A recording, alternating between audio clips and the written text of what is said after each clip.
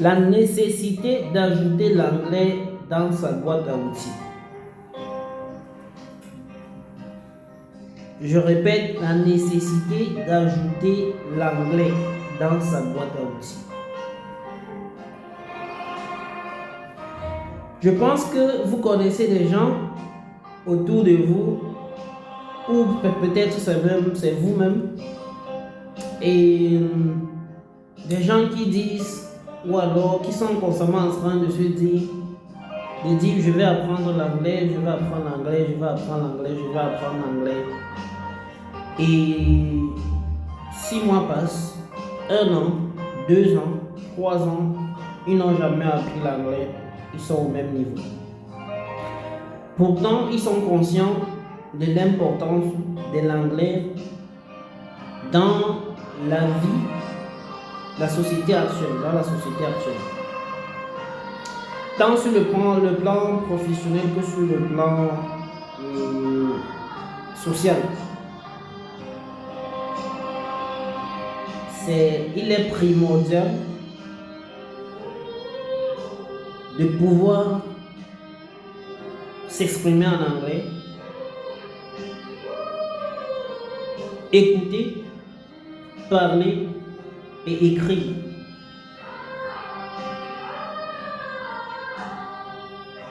Il est primordial dans la société actuelle d'avoir l'anglais comme outil dans sa boîte à outils.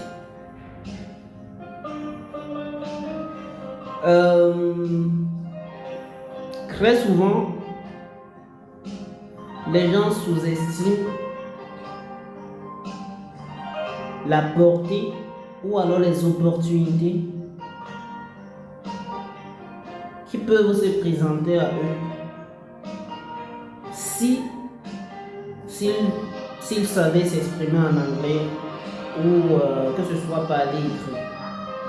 Les gens sous-estiment beaucoup l'anglais et très souvent quand on était à l'école, c'était des matières que l'on négligeait tout simplement parce qu'on trouvait que qu'est-ce qu'on va faire avec l'anglais? Je vais aller m'installer dans une des grandes villes où on ne s'exprime qu'en français. Tout ce genre cette façon de penser est obsolète. Ça ne marche plus de nos jours. Et s'il y a quelqu'un qui est encore sur le banc, qui écoute cette vidéo, il faut prendre l'anglais au sérieux. Il faut prendre l'anglais très au sérieux pendant qu'il est encore temps. Pour ceux qui sont déjà dans la vie active, il est important de se mettre dans les conditions nécessaires pour apprendre l'anglais. Et apprendre l'anglais, ce n'est pas aller dans un centre de formation pour que l'on vous explique comment on dit bonjour, bonsoir. Ça, c'est la mauvaise façon d'apprendre l'anglais là. Pour apprendre l'anglais, une des premières étapes, ou alors une des premières choses à faire, c'est déjà de transformer vos entourages de façon à ce que vous allez percevoir le plus fréquemment soit de l'anglais, ce que vous allez écouter soit de l'anglais, même si initialement vous ne comprenez rien. C'est la première des choses. Commencez par mettre votre téléphone en anglais, votre PC si vous en avez en anglais, votre tablette en anglais. C'est la première des choses. Changez, si vous avez l'habitude d'écouter des chaînes en français, arrangez-vous à écouter des chaînes en anglais, même si vous ne comprenez pas ce qu'il est dit. L'oreille, vous êtes en train de travailler l'oreille à l'écoute. Très important. Une fois que vous écoutez dans des chaînes ou alors la radio ou alors des podcasts en anglais, vous allez donc pouvoir comprendre. Si jamais quelqu'un vous pose une question en anglais, vous allez pouvoir comprendre tout le son. Par la suite, vous travaillez sur la grammaire. La grammaire, c'est vous arranger à lire un document écrit en anglais, même si vous ne comprenez rien, regardez juste. Le cerveau, c'est un gros outil que si c'est bien utilisé, ça fait des merveilles.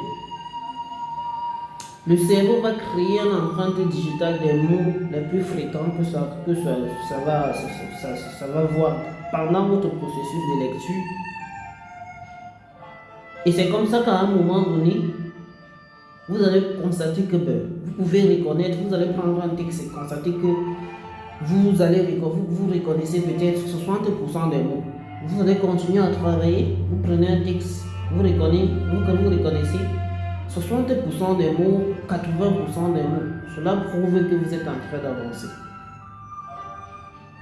Personne ne doit venir. Les centres de formation, peut-être vous connaissez même des gens qui sont allés dans les centres de formation pour dire que je me forme en anglais et qui, au finish, ne peuvent pas s'exprimer en anglais tout simplement. Souvent ne peuvent même pas écrire. Donc il est important quand même de prendre les étapes nécessaires de façon personnelle pour apprendre l'anglais. Pas besoin d'aller sous-traiter cela à un centre de formation. C'est le moyen idéal pour ne pas apprendre l'anglais et jeter de l'argent en plus. Et c'est très simple. Tout le monde a un téléphone. Lire un texte en anglais, s'arranger à suivre le journal en anglais, s'arranger à lire, à voir des petites applications que l'on peut même déjà commencer à jouer ou chercher le mot en anglais. Tout ça.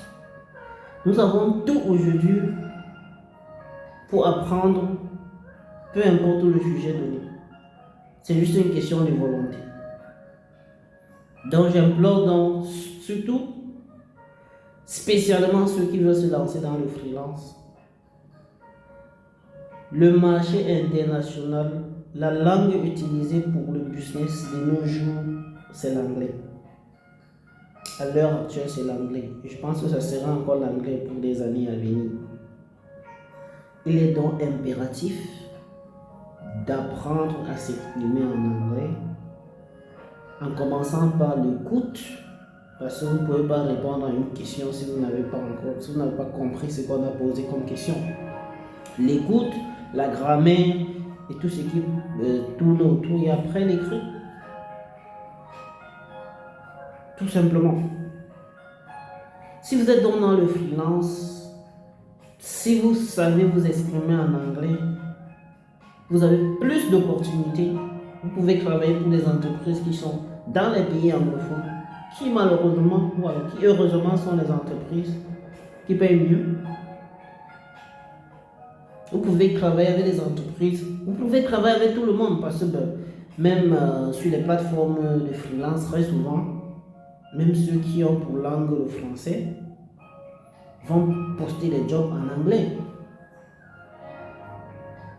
Donc il est très très important de nos jours pour ceux qui veulent se lancer dans le freelance de se mettre dans les conditions nécessaires pour s'auto-améliorer en anglais. C'est ça l'apprentissage, s'auto-améliorer.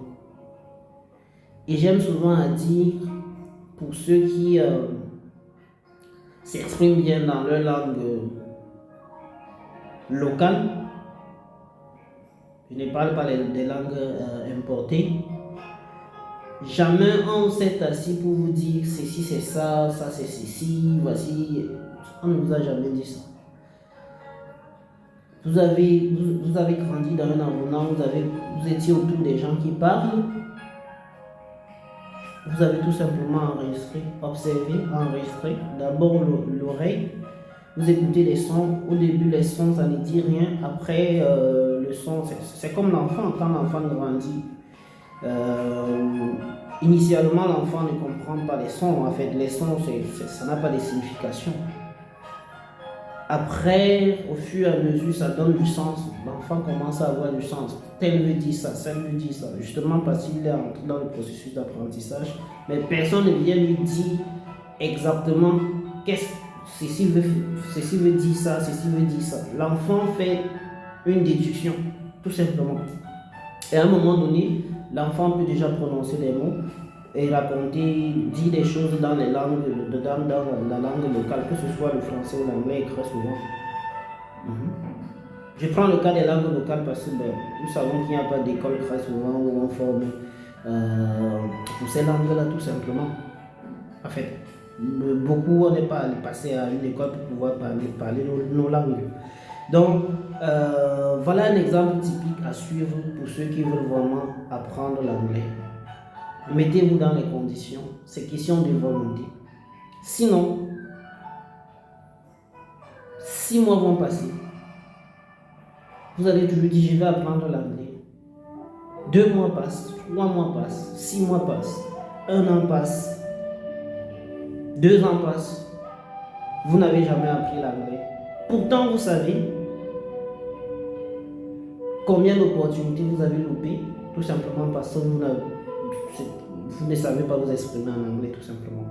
Vous le savez, et vous savez au fond de vous le nombre d'opportunités que vous ratez quand vous ne savez pas parler anglais, tout simplement. Plus le nombre de langues que vous pouvez parler ou alors écrire, même si c'est seulement parler, écrire, plus ce nombre est grand, plus le nombre d'opportunités que vous aurez face à vous est très élevé. Plus c'est élevé. Et c'est quelque chose qu'il faut comprendre. Et pour celui qui ne veut pas aller loin, il est clair que la langue qu'il faut savoir, qu'il faut apprendre pour ceux qui ne savent déjà pas s'exprimer dans cette langue, c'est la langue du business à l'heure actuelle, ce qui est l'anglais. Donc il est très important de pouvoir donner de la place à ce qui est nécessaire. Il faut donner la place à ce qui est nécessaire. Il faut dégager de la place pour ce qui est nécessaire et urgent. Pour ceux qui veulent se lancer dans le freelance particulièrement, si vous voulez vous lancer dans le freelance, si vous ne savez pas vous exprimer en anglais, la première des priorités, la priorité première, c'est de s'arranger à se mettre dans les conditions pour apprendre l'anglais. Et c'est quelque chose que l'on fait progressivement. Quand le constat est fait, l'action est prise à l'immédiat. Il faut prendre l'action, on décide à l'immédiat, on ne renvoie pas. La procrastination, c'est juste dire qu'on n'a vraiment pas besoin d'avancer. Quand on a constaté le problème, la solution vient seule. Si quelqu'un a vraiment constaté que l'anglais est mon problème actuellement, en ce qui concerne, peut-être je veux me lancer dans une activité, ou alors je veux avoir plus d'opportunités, mais l'anglais me bloque. Dès qu'on a constaté que l'anglais fait partie des obstacles, il est clair que le problème est constaté, la solution vient seule. Il n'est pas question de dire non, c'est quand j'aurai le temps que je vais apprendre l'anglais, c'est quand j'aurai le temps que... Le temps n'arrive jamais, le temps passe tout simplement. Le temps passe. Donc je vous implore donc pour ceux qui m'écoutent et qui ne s'expriment pas déjà en anglais et qui veulent se lancer dans tout business, pas seulement le business en ligne, prenez du temps. Dégagez du temps dans votre emploi de temps pour apprendre l'anglais et entourez-vous du nécessaire. Vous n'avez pas besoin de vivre dans un endroit où on parle anglais. Ça, c'est juste des excuses pour ne pas apprendre l'anglais. Vous pouvez apprendre l'anglais peu importe où vous vivez. Même vous êtes en Chine, vous pouvez apprendre l'anglais étant là-bas. Même si vous êtes dans un pays où on ne parle, vous pouvez apprendre l'anglais. Tout commence autour de soi, le journal, la télévision, le téléphone, tous les appareils que l'on utilise. Très souvent, ces appareils-là nous permettent, c'est possible de changer la langue. Vous changez la langue, vous commencez par là, vous apprenez les petites choses. Vous commencez à lire des choses en anglais. Tout simplement, vous vous mettez dans les conditions nécessaires pour que l'anglais s'invite à vous en tout cas, vous mettez juste dans les conditions nécessaires. L'anglais va s'inviter à vous. Votre cerveau va faire la magie qu'elle sait faire. Et à un moment donné, vous allez pouvoir reconnaître la majorité des mots en anglais. Vous allez pouvoir, déjà, puisque le cerveau a créé l'empreinte digitale, via les conversations que vous avez écoutées, le cerveau a créé l'empreinte digitale de la majorité des mots qui sont utilisés dans les conversations usuelles. Vous allez pouvoir dire bonjour, bonsoir, et ainsi de suite, sans fournir d'efforts tout simplement. Et c'est ça qu'il faut faire. Je vous souhaite donc bonne chance dans l'aventure. Et nous savons tous, pour une grande partie, le nombre d'opportunités que nous avons loupées, tout simplement parce que nous n'étions pas prêts. Nous n'étions pas prêts en anglais. Nous étions peut-être compétents, mais l'anglais, puisque c'était impossible même de communiquer en anglais, nous avons perdu de grosses opportunités. Il est temps, non, que nous ne laissons plus passer ces opportunités. Et il y a assez d'opportunités. Par exemple, actuellement, pour dire, nous sommes en train de chercher un développeur Java senior qui s'exprime en anglais tout simplement. Parce que tout sera en anglais. Mais jusqu'ici, pourtant c'est bien payé, nous n'avons personne sous la main. Nous n'avons personne sous la main tout simplement. Et quand je sais que beaucoup sont dans les entreprises, nous ne sommes pas payés au prix que nous sommes en train de payer pour ceux qui s'expriment en anglais. Et pour ce job, ben c'est écœurant, tout simplement. Pourtant, c'est pas aussi difficile d'apprendre l'anglais, c'est pas aussi difficile. C'est juste la détermination. Bon, je vous laisse passer une bonne soirée ou alors une bonne journée en fonction de l'heure à laquelle vous écoutez la vidéo. Et à la prochaine pour une vidéo aussi qui va parler cette fois-ci de ce qui empêche les gens de se lancer. Ce qui empêche les gens de se lancer. J'ai fait là, l'occurrence, je pense comme ça à la peur. Là, dans cette vidéo, je vais parler donc des peurs psychologiques qui sont des fausses peurs tout simplement et de la peur réelle. Et je vais beaucoup plus parler des peurs psychologiques qui sont très souvent des peurs auto-créées. Et je pense que faut pas manquer cette vidéo. Ce sera très important. Ce sera très révélateur et peut-être vous allez vous reconnaître dans ce que je vais dire. Ciao.